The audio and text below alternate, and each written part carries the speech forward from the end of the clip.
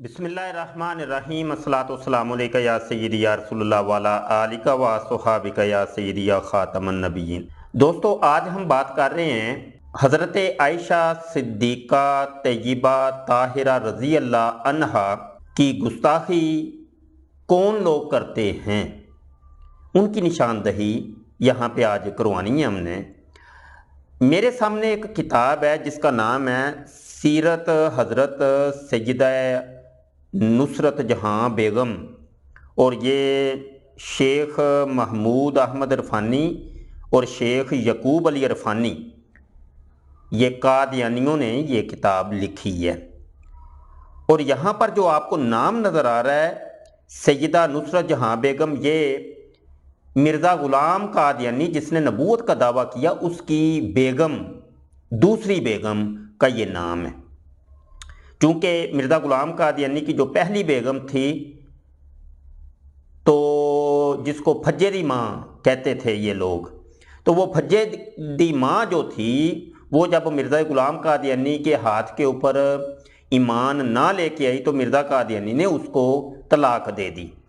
और फिर ये एक नई नवेली दुल्हन इसने तलाश की,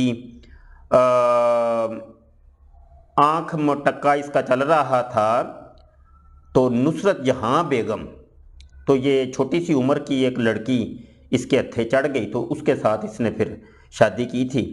तो बहरहाल ये फिर उसकी सीरत के ऊपर ये किताब मुरतब की गई जिसका नाम इन्होंने रखा है सीरत हज़रत सैयदा नुसरत जहाँ बेगम।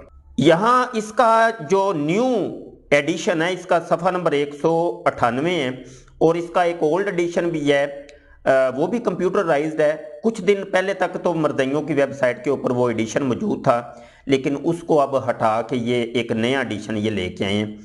उसका गालबन पुराने एडिशन का सफ़ा 192 पड़ता है गालबन। अच्छा, आगे बढ़ती हैं जनाब।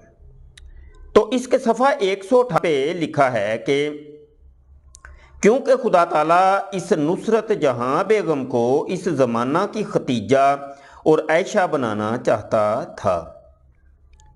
मिर्ज़ा ग़ुलाम कादियानी अपनी बेगम यानी नुसरत जहाँ बेगम को वो हज़रत खतीजा रज़ी अल्लाह अन्हा, जो मेरे आका सल्लल्लाहु अलैहि वसल्लम की ज़ोजा हैं, पहली ज़ोजा, जो कि मुसलमानों की माँ हैं, उम्मुल मोमिनीन हैं, मिर्ज़ा कादियानी ये कहता था कि ये जो नुसरत जहाँ बेगम है वो खतीजा है।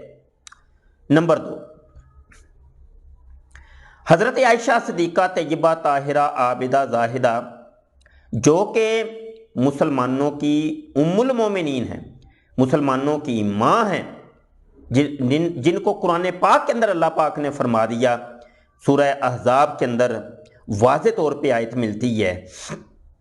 अल्लाह पाक इरशाद फरमाता है बिस्मिल्लाहिर्रहमानिर्रहीम, अन्नबिय्यु औला बिल मुमिनीना मिन अनफुसिहिम व अज़वाजुहु,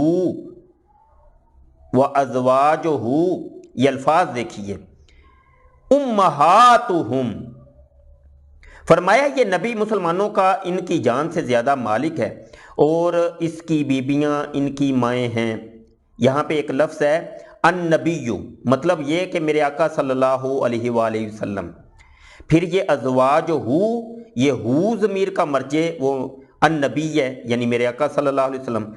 पता क्या चला कि सिर्फ मेरे आका सल्लल्लाहु अलैहि वसल्लम की जो अज़वाज हैं वो मोमिनों की माएँ हैं, किसी और नबी 1,24,000 कमोबेश अंबिया और रसूल दुनिया में तशरीफ़ लाए।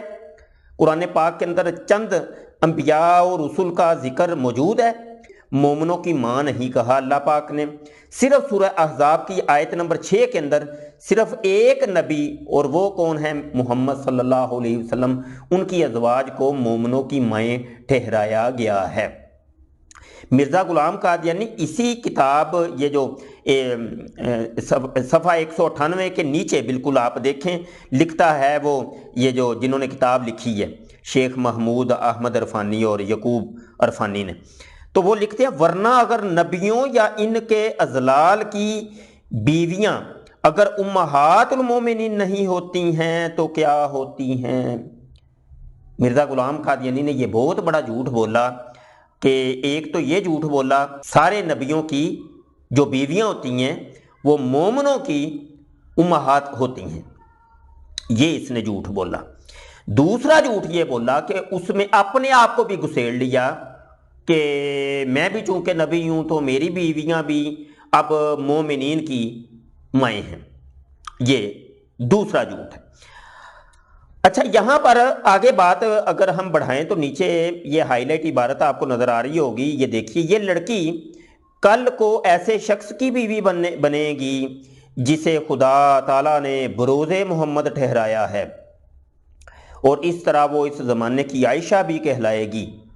ام المومنین آپ کا خطاب ہوگا، لعنت اللہ علی الکاذبین، جھوٹوں پر اللہ کی لاتعداد لعنتیں، اور سیدہ عائشہ صدیقہ طیبہ طاہرہ رضی اللہ عنہا کے گستاخوں کے اوپر لاتعداد لعنت، زمانے بھر کی جگ کی لعنت۔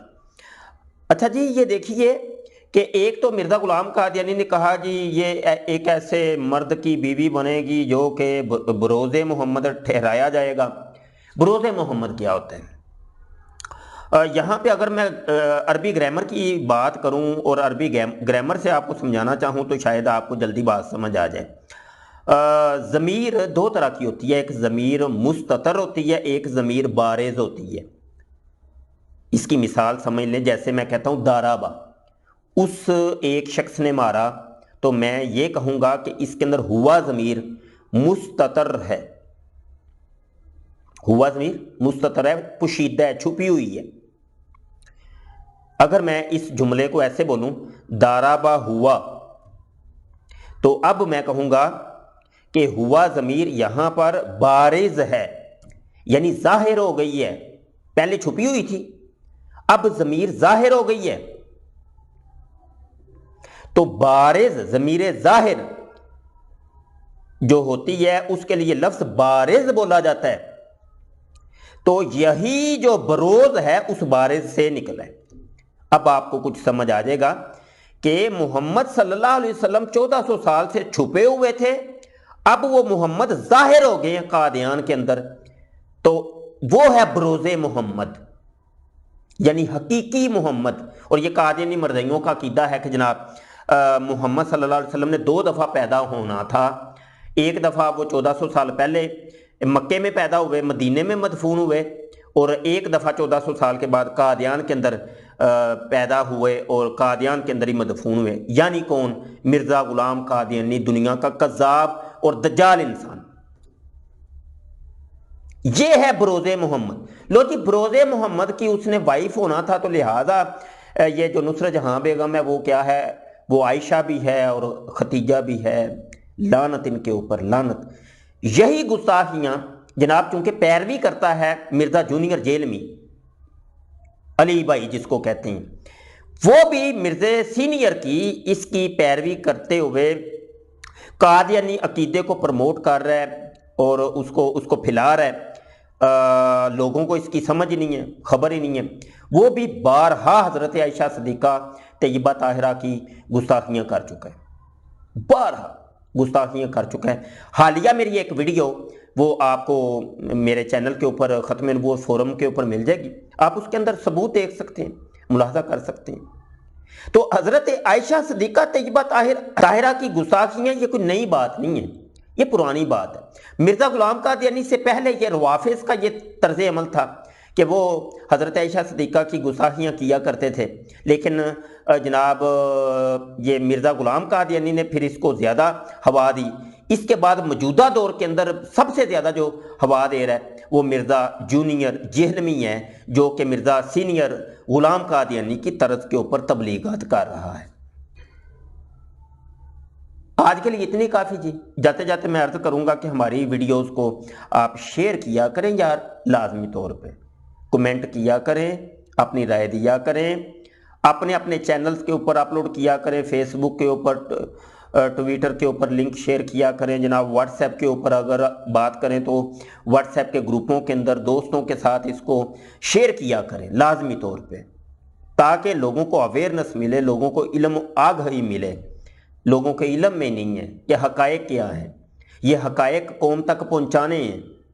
فتن کا دور ہے، اور قرب قیامت ہے، تو فتنوں سے آگہی ہر مومن کے لیے ضروری ہے۔ وما علینا الا البلاغ۔ السلام علیکم ورحمۃ اللہ وبرکاتہ۔